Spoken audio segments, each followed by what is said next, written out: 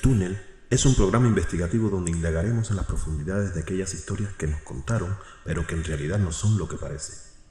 En El Túnel intentaremos encontrar las cosas que se esconden entre líneas y que por pereza o descuido no las vemos al leer o escuchar. El Túnel, donde sacaremos a luz todo aquello que han querido mantener en oscuridad. Ismael e Isaac, el epicentro del mal. Como pudimos comprobar en nuestro primer video de El Túnel, titulado Los enemigos de Israel, todos estos supuestos enemigos que en la iglesia nos enseñan que eran grandes naciones a las cuales se enfrentaba el pueblo de Israel por mandato de su Dios, no eran nada más que sus propios familiares. En dicho video, llegamos a la conclusión que estas guerras de exterminios eran por acaparamiento de tierra y alimentar el ego del Dios de Israel. Todos estos supuestos enemigos eran descendientes de Abraham y sus dos hermanos, Nacor y Harán. Pero en esta ocasión vamos a analizar uno de sus enemigos, Ismael, del cual provienen todos los árabes o la mayoría de ellos. Es el antepasado de los ismaelitas o árabes. Según las tres religiones abrahámicas, hebrea, cristiana y musulmana, sobre él recae la controversia acerca de cuál de los dos hijos de Abraham era el legítimo primogénito. Las tres religiones consideran que Ismael fue el primer hijo de Abraham. Sin embargo, la tradición judeocristiana da una preferencia a Isaac, mientras que los musulmanes se inclinan por Ismael. Por ejemplo, en la Torá y en la Biblia se considera que Isaac fue el elegido para ser sacrificado por Abraham, mientras que la mayoría de los eruditos islámicos creen que Ismael fue el elegido para ser sacrificado. Aunque no lo dice mencionando un nombre, el Corán da a entender que se trata de Ismael. Todos los eruditos islámicos así lo consideran. Visión judeocristiana. Según la Biblia, Ismael nació cuando Abraham tenía 86 años de edad. Según la Biblia, Ismael nació cuando Abraham tenía 86 años de edad y había pasado 10 años en la región de Canaán. Génesis 16, del 1 al 16. Abraham, ante la promesa de Yahvé de que iba a tener un hijo, Génesis 15, del 1 al 4, se dejó cegar por las aparentes imposibilidades, ya que tanto él como su esposa Sara eran de avanzada edad. Como Sara no le daba hijos y tenía una sierva egipcia llamada Agar, se la dio por mujer a Abraham, para que tuviera hijos de ella. Así fue como nació Ismael, que significa Dios me escucha. Pero 13 años más tarde Sara, quien entonces era estéril, y siendo Abraham de 100 años de edad, concibió a Isaac, el hijo de la promesa. La controversia parte de una supuesta contradicción en los libros bíblicos con respecto a las edades de Abraham al momento del nacimiento de sus hijos y por tanto a las edades de los mismos. Al no mencionar la época temporal en la cual sucede el sacrificio, se presta a confusión las palabras del Génesis 22:2. Toma a tu hijo, a tu único hijo. Puesto que según Génesis 16:16 tenía Abraham 86 años cuando Agar le dio a su hijo Ismael, aquí en este pasaje se podrá estar refiriendo a que el hijo de la promesa, es decir, el que iba a ser engrandecido, sería Isaac, y por eso lo menciona como único. Luego, según Génesis 21:5, Abraham tenía 100 años cuando nació su hijo Isaac. Por lo tanto, al momento del sacrificio, Abraham podía tener un solo hijo, y sería Ismael, antes de que naciera Isaac. A partir de este pasaje, existen las dos versiones. Para los judíos y cristianos, que Isaac era el hijo de la promesa, y puesto que Ismael y su madre habrían sido expulsados de su hogar, Isaac sería el único hijo. Para los musulmanes, que el nombre fue cambiado y el sacrificio fue dado antes del nacimiento de Isaac. Según los judíos y cristianos, cuando la circuncisión fue instituida para la familia de Abraham, Ismael tenía 13 años, Génesis 17:25, e Isaac aún no había nacido, puesto que nació cuando Ismael tenía 14, a los 100 años de Abraham. Entonces fue expulsado junto a su madre del hogar de Abraham porque Ismael supuestamente tomó una actitud burlesca de menosprecio hacia Isaac. Agar e Ismael vagaron por el desierto de Berseba, donde estuvieron a punto de morir deshidratados, y un ángel de Jehová le indicó a Agar el camino hacia una fuente de agua, lo que le salvó la vida a ambos, porque Jehová, o Yahvé, había dicho: también del hijo de la sierva haré una nación. Génesis 21, del 13 al 21.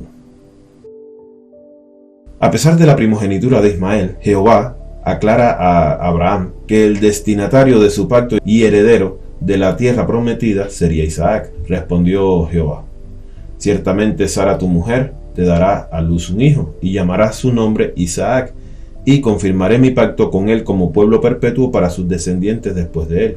Y en cuanto a Ismael, también te he oído. He aquí que lo bendeciré, y le haré fructificar y multiplicar mucho en gran manera. 12 príncipes tendrá, y haré de él una gran nación. Mas yo estableceré mi pacto con Isaac, el que Sara te dará a luz por este tiempo, el año que viene. Y acabó de hablar con él, y subió Yahvé de estar con Abraham. Génesis 17, del 19 al 22. Ismael creció y se fortaleció en el desierto de Parán, al sur de Canaán. Se casó con una egipcia, fundó Ismailia, y fue padre de 12 príncipes. Tuvo además una hija que vino a ser la esposa de Esaú, hijo de Isaac. Ismael e Isaac sepultaron juntos a su padre Abraham. Ismael murió a la edad de 137 años. Sus descendientes, los ismaelitas, se establecieron entre la frontera de Egipto y el Golfo Pérsico. El profeta Mahoma registró que Ismael fue la cabeza de su genealogía, y según el Islam, Ismael construyó con su padre Abraham la Meca. Visión islámica. Los musulmanes poseen su versión sobre Ismael, la cual refuerzan con pasajes de la propia Biblia. Por ejemplo, durante los días de Hajj o peregrinación, los peregrinos en la Meca y los musulmanes en todo el mundo rememoran las ofrendas del profeta Abraham e Ismael sacrificando ganado. Como se dijo, para los musulmanes el sacrificio de Abraham fue hecho con su hijo Ismael y no con Isaac. La controversia se da en las fechas del sacrificio y la circuncisión, pues la Biblia no las especifica. En palabras de la Biblia, Génesis 17, 24 al 27, era Abraham de 99 años cuando circuncidó la carne de su prepucio, e Ismael su hijo era de 13 años cuando fue circuncidada la carne de su prepucio. En el mismo día fue circuncidado Abraham e Ismael su hijo, y todos los varones de su casa, el siervo nacido en la casa y el comprado por dinero en el extranjero, fueron circuncidados con él. Recordemos que Abraham tenía 100 años al nacer Isaac. Un año más tarde Isaac nació y fue circuncidado al cumplir 8 días de nacido, Génesis 21 del 4 al 5. Y circuncidó Abraham a su hijo Isaac de 8 días como Dios le había mandado, y era Abraham de 100 años cuando le nació Isaac su hijo. Para los musulmanes la circuncisión y el sacrificio fueron hechos en ese momento, y por tanto un año antes del nacimiento de Isaac. Recordemos la cita de Génesis 22:2, toma a tu hijo, a tu único hijo, que bien podría ser considerada ambigua, pero ya se mencionó líneas arriba lo que realmente dice la Biblia. Los descendientes de Ismael, el profeta Mahoma, y todos los musulmanes siguen fieles hoy en día a este pacto de circuncisión. En sus oraciones 5 veces al día, los musulmanes incluyen en sus plegarias a Abraham y sus descendientes, incluido Isaac, junto con Mahoma y sus descendientes. Desde el Islam se piensa que los textos de la Biblia y la Torá han sido adulterados. Los aceptan como revelaciones divinas y por lo mismo aborrecen la idea del adulterio de los textos sagrados. Toman como referencia aquel pasaje, toma a tu hijo, a tu único hijo, Isaac. Según esta versión, aquí debería decir Ismael, puesto que Isaac no había nacido aún. Se cree que lo que se cambió fue el nombre y se conservó la palabra único, que denota el error y pone en evidencia la adulteración del texto. Los judíos y cristianos mantienen que Isaac era superior a Ismael, ya que según sus puntos de vista, este último era hijo de la esclava, la cual no era esposa de Abraham. Sin embargo, en Génesis 16:3 se afirma, tomó Sara, la mujer de Abraham, a su esclava Agar, la egipcia, y se la dio por mujer a su marido Abraham. Con lo cual Agar era lo que se puede llamar una segunda esposa, ya que la poligamia era una práctica habitual de la época. Bajo esta percepción se apoya la versión islámica, puesto que en aquel momento la sociedad era patriarcal, Ismael tendría la primogenitura irrefutable, pues desde el punto de vista, si el matrimonio era legal, los hijos no podían ser ilegales. Por otro lado, afirman que un matrimonio entre dos extranjeros, o sea, un caldeo, que era Abraham, y una egipcia, que era Agar, era más legal que un matrimonio entre un hombre con su propia media hermana, ya que Génesis 20:12 dice, y la verdad, Sara también es mi hermana, hija de mi padre, mas no hija de mi madre. Otras citas bíblicas que se citan para defender el punto de vista islámico sobre Abraham, Ismael e Isaac son las siguientes. Génesis 21:13. También del hijo de la sirvienta haré una gran nación, porque es tu simiente. Génesis 21:18. Levántate, alza al muchacho Ismael y aguántalo con tu mano, porque haré de él una gran nación. La pregunta bajo esta cita es: si de Abraham iban a nacer dos naciones, ¿por qué despreciar tanto o hacer tanta diferencia entre sus hijos? También se alega que la ley mosaica asigna claramente el derecho de uno de los hijos sobre el otro, en este caso de Ismael sobre Isaac. Deuteronomios 21:15 al 17 dice al respecto de alguien con una situación similar a la de Abraham y sus dos hijos: si un hombre tiene dos mujeres, una la amada y la otra la despreciada, y la amada y la despreciada le paren hijos, y si el hijo primogénito, el primero, fuera de la despreciada, ¿será que el día que hiciera heredar a sus hijos lo que tuviera, no podrá dar el derecho de primogenitura al hijo de la amada en preferencia del hijo de la despreciada, que es el primogénito? Mas el hijo de la despreciada reconocerá por primogénito, para darle 2 tantos de todo lo que se hallara que tiene, porque aquel es el principio de su fuerza, el derecho de la primogenitura es suyo. El Islam no niega las bendiciones de Dios a Isaac y sus descendientes, ni menosprecia su elevada jerarquía, y dentro del Corán no hay realmente mucha diferencia entre los dos hijos de Abraham, sobre todo si se compara esto con la Biblia o la Torá. Sin embargo, el hijo de la promesa, el primogénito, es Ismael, de quien más adelante vino el profeta Mahoma, quien para el Islam es el último profeta y el sello de los profetas. Mucho antes de que Ismael e Isaac nacieran, según la Biblia, Abraham recibió un pacto de su Dios. En Génesis 15:18 dice: a tu simiente daré esta tierra desde el río de Egipto hasta el río grande, el río Éufrates. La mayor parte de Arabia estaba entre el Nilo y el Éufrates, donde se asentaron más tarde todos los descendientes de Ismael. Los musulmanes alegan que Isaac también fue escogido. En Génesis 17:8 figura: y te daré a ti y a tu simiente después de ti, o sea, Isaac, la tierra de tus peregrinaciones, toda la tierra de Canaán en heredad perpetua, y seré el Dios de ellos.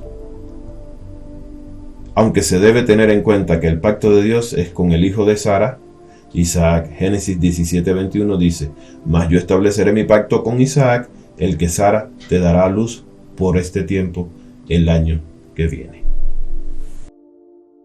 Después de analizar todo lo antes dicho, podríamos sacar varias conclusiones, y una de ellas es que por mucho tiempo nos enseñaron que el Dios de los israelitas era diferente al Dios de los árabes, y no es así. Ambas tradiciones comparten el mismo Dios, solo que con diferente nombre. La etimología de la palabra Alá ha sido ampliamente discutida por los filólogos árabes clásicos. Gramáticos de la escuela de Basora lo consideraban formado espontáneamente, o como la forma definida de Yah, de la raíz verbal Lesh, con el significado de elevado u oculto. Pero otros sostienen que se tomó prestado del siriaco o del hebreo, y la mayoría lo considera derivado de una contracción del artículo definido árabe al-Ilah, que significa el Dios.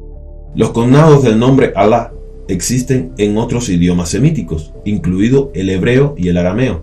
La forma aramea correspondiente es la, pero su estado enfático es el ajá. En hebreo bíblico mayormente usa la palabra plural Elohim. En este punto, muchos podrían decir que aquí solo se trata de la forma en que se dice Dios en los idiomas de estas dos culturas semitas. Pero entonces, volvamos a leer el texto en que Jehová Yahvé le habla a Abraham sobre el nacimiento de Ismael. Génesis 16:10. Le dijo también el ángel de Jehová: multiplicaré tanto tu descendencia que no podrá ser contada a causa de la multitud. Además, le dijo el ángel de Jehová: he aquí que has concebido y darás a luz un hijo y llamarás su nombre Ismael, porque Jehová ha oído tu aflicción. Y él será hombre fiero, su mano será contra todos y la mano de todos contra él, y delante de todos sus hermanos habitará. Versículo 15. Y Agar dio a luz un hijo, Abraham, y llamó a Abraham el nombre del hijo que le dio Agar, Ismael. Era Abraham de edad de 86 años cuando Agar dio a luz a Ismael. Con este texto podemos comprender que el mismo personaje que le dice a Abraham que de Isaac hará una nación grande, dice lo mismo de Ismael, lo que lo convierte en Dios de ambos. Y de esto tenemos varios ejemplos. En el Islam reconocen a Moisés, Musa, como profeta y a la Torá como un libro sagrado dado por Alá a Moisés para juzgar al pueblo. Sura 28:30 al 31, Sura 5:45.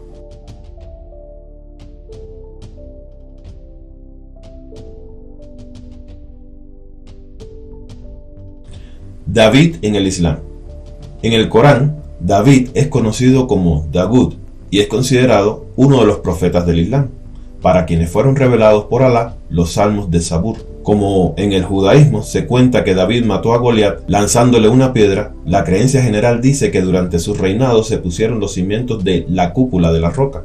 Los musulmanes rechazan la descripción bíblica de David como un adúltero y un asesino, debido a la creencia islámica en la infalibilidad y superioridad moral de los profetas. Sura 5:79, Sura 21 del 79 al 80.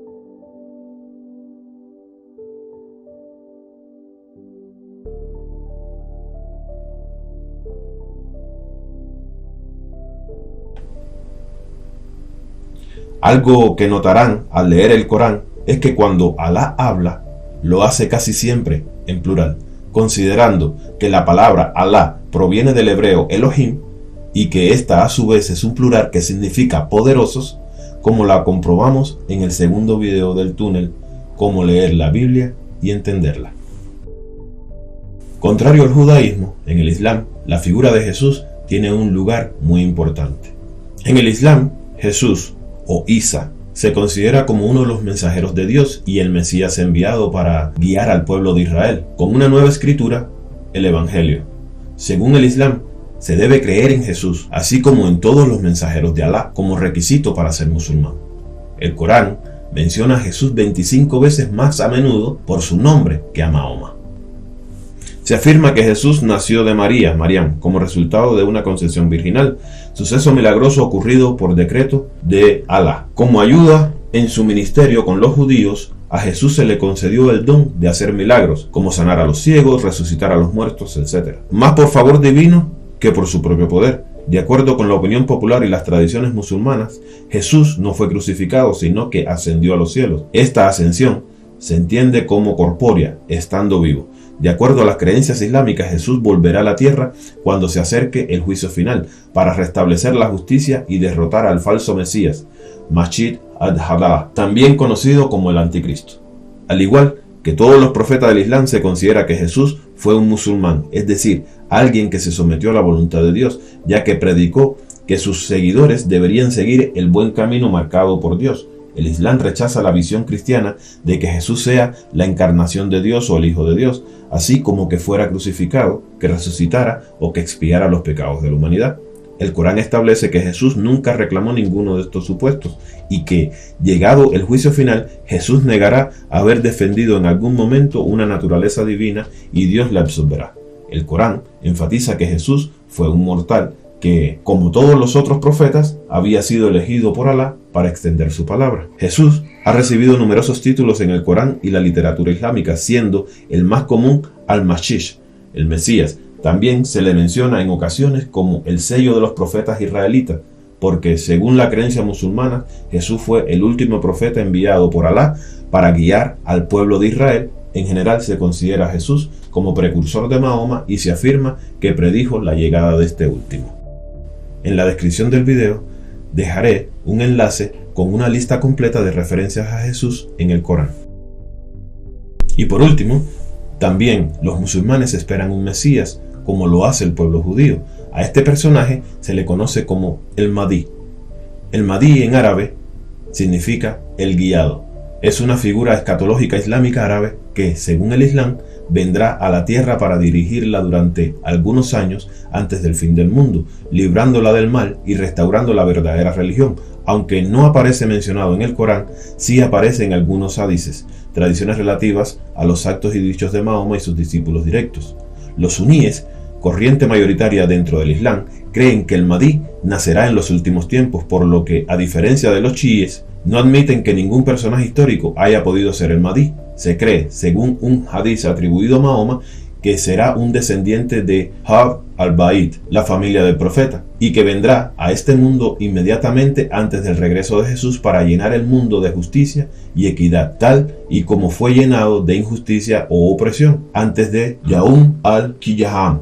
También se indica que acabará con la pobreza. Y quiero concluir que, a mi entender, estos dos hermanos, estas dos culturas, estas dos religiones han sido engañadas por un mismo personaje, que los ha puesto a pelear unos contra otros, creyendo cada uno de que son el pueblo escogido de su Dios.